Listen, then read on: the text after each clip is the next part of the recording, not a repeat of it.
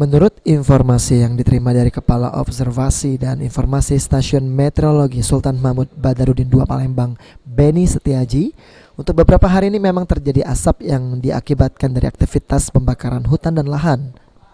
Dari dampak ini, Beni menjelaskan ada sedikit gangguan dari insiden ini, diantaranya mengganggu aktivitas jarak pandang baik dari transportasi sungai, darat maupun udara. Beni menjelaskan kabut pekat ini memang sedikit mengganggu sejumlah aktivitas, terutama pada aktivitas penerbangan yang terjadi pukul 7 pagi hari.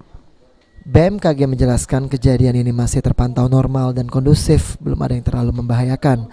Namun dirinya menghimbau untuk warga yang melakukan aktivitas agar menjaga kesehatan, terutama dalam kondisi bepergian diharapkan memakai masker karena terdapat partikel-partikel kering yang dapat mengganggu saluran pernafasan.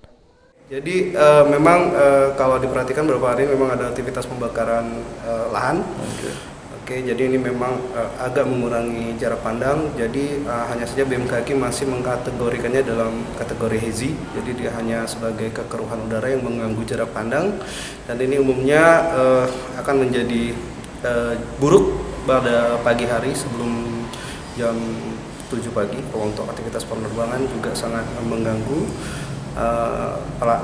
Aktivitas di perairan dan di transportasi darat. Hanya saja dalam beberapa hari ini semua masih dalam kapasitas normal dan belum mengganggu umumnya transportasi baik udara, laut maupun di perairan.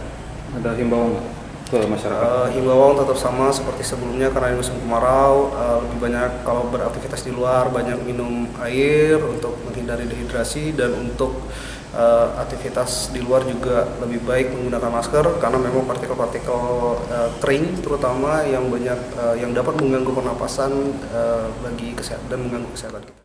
Ade Sunandar, PAL TV.